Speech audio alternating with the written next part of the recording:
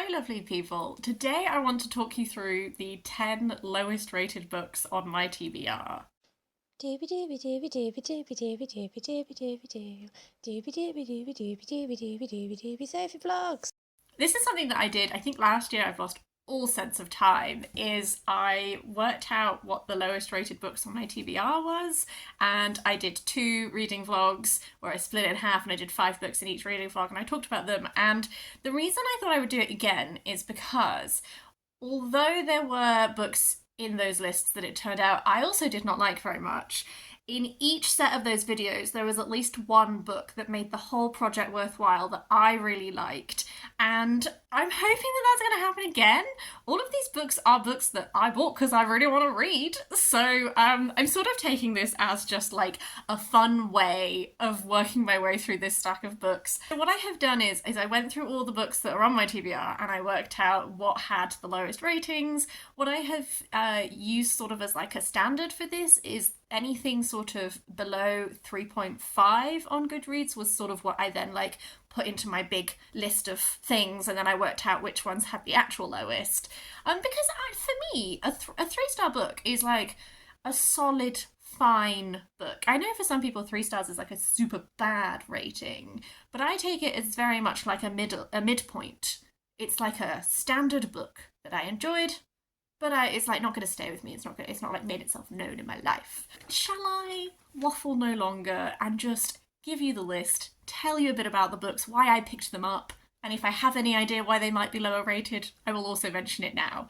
I'm going to start from the highest of my lowest rated books, if that makes sense. So I'll work my way up to the very much lowest rated ones. The least low rated, that's how to say it. Words, is Rainbow Rainbow by Lydia Conklin. This is a collection of short stories, as you might be able to tell from the cover, super queer.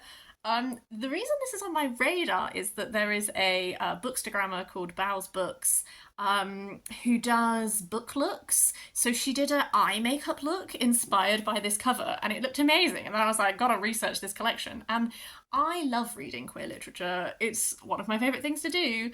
I don't read too many short story collections, I will say that, and I do wonder if that might have a play into why this is lower rated, because certainly with me, a lot of the time when I read short story collections, there will be short stories in it that really stand out to me, but it might be the case that like the majority of them just don't really hit, and so then I end up giving it like a bit of an average rating, even though there are some really standout stories in the collection.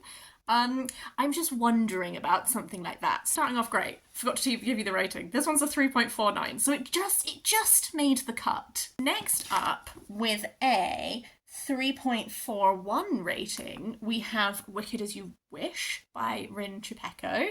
I have had this on my Goodreads to read shelf for a really long time, and then the other day I spotted it secondhand on Vinted and I just went for it. It only just made it onto this list because it's only recently arrived in my life.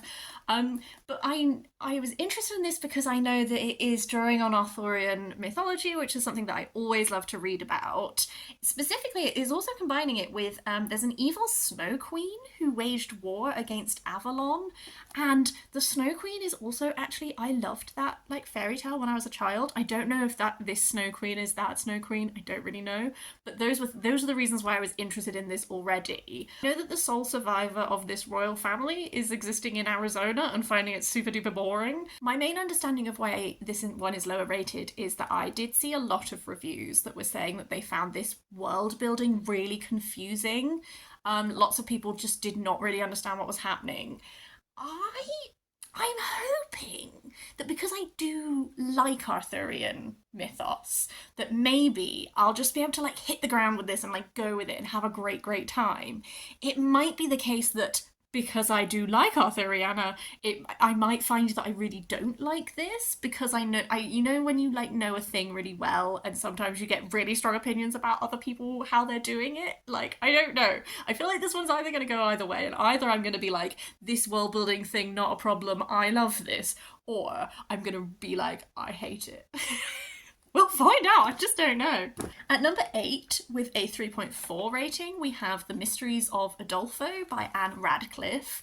I have this on my Kindle and I've been meaning to read it for a number of years because I do know that it is a very seminal Gothic classic. And I do like Gothic as a literature genre. I will say that this book seems to be extremely long, and that is actually what has put me off reading it previously. It has always been, for the last few autumns, one of those books that is on my radar as like a Gothic to check out. But then when Kindle shows you, I have a very old Kindle, but it shows you like by the length of the line how long the book is. Boy, that's a really long line. So that's what's put me off it. And I will say, having read a variety of classic Gothics, sometimes they don't work so well for me just because, like, not all older classics, like, really, they don't always hold up for you as, like, a modern reader. I do know that How to Train Your Gavin really likes this book, I think. Someone like that. So I'm hoping that it will be like a really cool look at like a genre defining moment.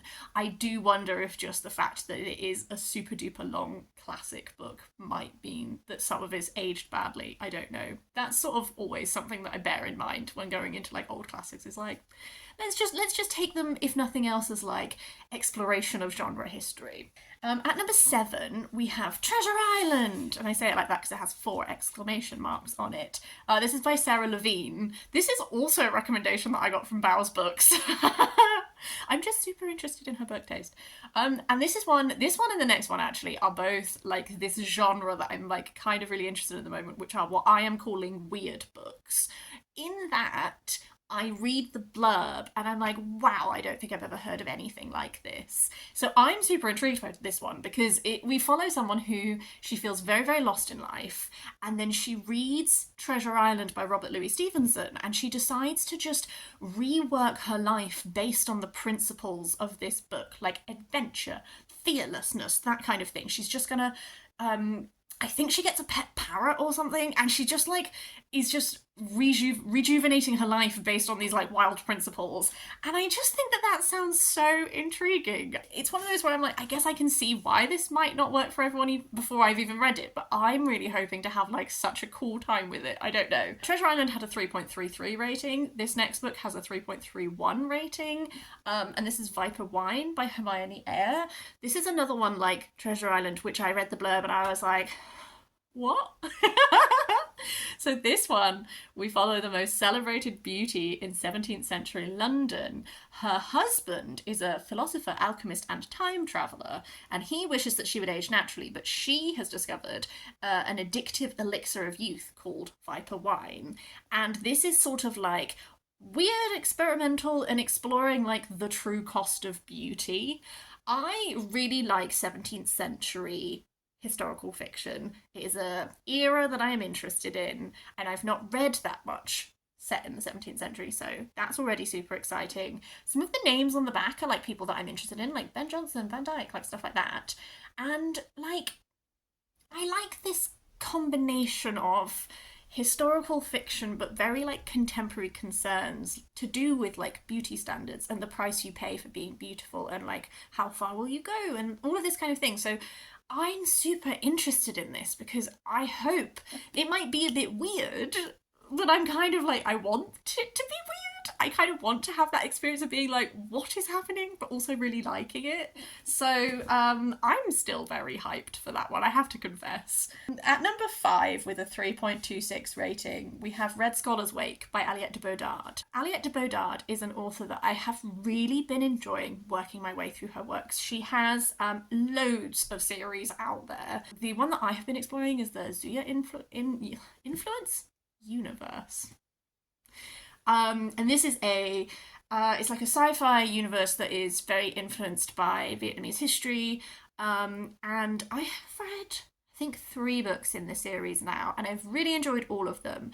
There are stuff that I like about them is they have like sentient spaceships that are really cool. Like one of the books is literally like a romance between like a sentient spaceship and a human while they're trying to solve like a murder. It's really cool. So I think that she has really interesting world building. Sometimes, because a lot of the ones I have read have been shorter, so they're sort of like novellas. Sometimes like the character building, the character depth maybe is like not super deep, but that's sort of because like we're just telling like a short rounded story. I do think that this is one of the longer books in this series in that it's actually like a novel rather than a novella. I cannot remember that much about what it is about, but I know that it is a sapphic romance, and I just bought it on my Kindle because I want to work my way through all of Aliette de Bodard's work currently. I've been having a really great time with it. I have seen that a lot of the complaints to do with this book are that the romance within it you're sort of like told, rather than, lots of people were saying that they felt like they were just being told that these characters are interested in each other, and they hadn't felt like they'd been like shown why. So I will be interested to see if I feel that way, because historically I'm not the biggest romance reader, and I don't know why, but I do know that, as you could probably make a drinking game out of the amount of times that I review books that have like love triangles or romances in, and I'm like, I don't care for the romance. I don't know why. I don't know. I just, clearly it's just not a thing that I hugely connect with in books. But what I'm hoping that just because I like Aliette de Bodard, I'm gonna like this, but I will be interested. And I have read 3 of hers. This will be my 4th. We'll see. At number 4, with a 3.25 rating, we have Girls of Riyadh by Rajaa al-Saena. I have technically read 1 chapter of this. I started reading this, like, I think it must have been last year's Asian Readathon. Started reading this and then I got distracted by other books and then I didn't pick it up. I found that first chapter perfectly enjoyable. This is a Saudi Arabian author, and it is looking at like women in contemporary Saudi Arabian society and like friendships, what their lives are like what are the concerns for contemporary women and stuff like this, which is a perspective that I've never read from, and that's why I was interested in reading this when I saw it in a secondhand bookshop. I don't have any idea why this one is lower rated. I've not looked at reviews, so this is just going to be a little discovery for me to find out. But I mean, I found the first chapter perfectly enjoyable. I just literally did get distracted. The reason why it might not work for me personally is that it is just like quite a contemporary book that is just looking at like women existing in society. And that's not always like my go-to genre, but I picked it up because I was interested in challenging myself. So we shall see. Coming in at number 3, with a 3.18 rating, we have Soul Tourists by Bernadine Evaristo. And I have to say, I think I was surprised that this one was on this list, just because obviously Bernadine Evaristo came onto my radar through winning the Booker Prize and getting much lauding. And I really enjoyed Girl, Women, Other. I also really loved Mr. Loverman. They're the only 2 Bernadine Evaristos I've read. And so Soul Tourists is, if I'm remembering correctly, about a guy who feels, a lawyer I think he is, who feels dissatisfied with life, and then he meets this woman who like takes him on like a rollicking tour, and I think, if I'm remembering correctly, it's like introducing him to like classic black creatives, like writers, artists, that kind of thing. That might not be 100% correct because I bought this a while ago on my Kindle and it's been sat there, so time has passed. I've not really read reviews of this one, so I don't have an idea of why it might be lower rated. I will be interested to find out. It's also really interesting when you have read an author's newer works to then go back and read like their older works. Like, it might just be the case that Bernadine Evaristo has really grown a lot as a writer. And maybe I might not like her older work, but I do like her more contemporary work. Like, we'll just find out on that front. At the top 2 spots, we have 2 Little Penguin books. So at the second space, we have As Kingfishers Catch Fire by Gerard, Manley, Hopkins. This one has a 2.64 rating. And then at the top spot, we have Food by Gertrude Stein, which literally has a 2 rating. Now, I'm going to just talk about these briefly together and then I will tell you about them individually. My theory as to why these are lower rated is that I often find that these Little Penguin mini ones do get lower rated. Partly because reading things out of context doesn't always work. Like, a lot of the time these are extracts of much longer works, and sometimes like just taking them out and into like a tiny little clipping doesn't always work. I have had a number of instances where I have just picked up these little ones and I've been like, that's fine, you know. It's interesting. So Gerard Manley Hopkins, I picked up both of these because I was doing a Waterstones order, and if I had like £2 more, I'd get free delivery. So whenever I'm in that situation, I put tiny little Penguin Classics on the order to just boop me up there. Because I'd rather pay £2 and get like 2 books than pay £2 for delivery. And it's definitely more than £2 for delivery for sure. So I picked up As Kingfishers Catch Fire just for the title. I just think that this is a cool title. I know that this is poetry. On the back it literally says, considered unpublishable in his lifetime, the Victorian priest's groundbreaking experimental verse on nature's glory and despair. So maybe also that like experimental nature of it is why people don't get on with it super well. I've never read any Gerard Manley Hopkins, so I'm just intrigued. And then with Food by Gertrude Stein, this is From Apples to Artichokes, these glittering, fragmented, painterly portraits of food by the avant-garde pioneer Gertrude Stein are redolent of sex, laughter, and the joy of everyday life.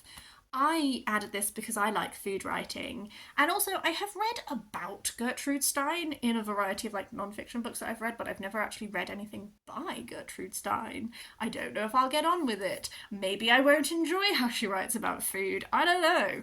But yeah, those two, I have my suspicions for why they might be low.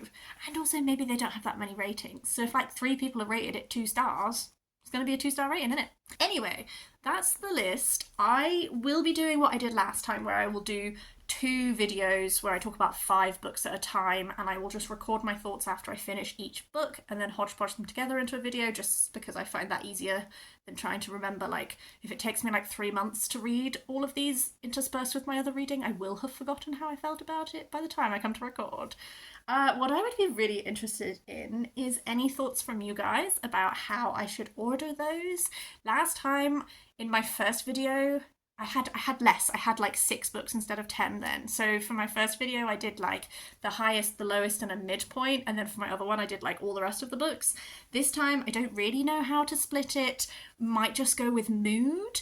However, if you have any books that you're particularly interested in on this list, let me know, and then I'll prioritize those for like the first video that I do or something like that. So yeah, any thoughts from you, please do leave a comment down below. I would love to hear from you. Otherwise, I'm going to call it a day. I'm going to go get reading because I got stuck. And I will see you next time for something different.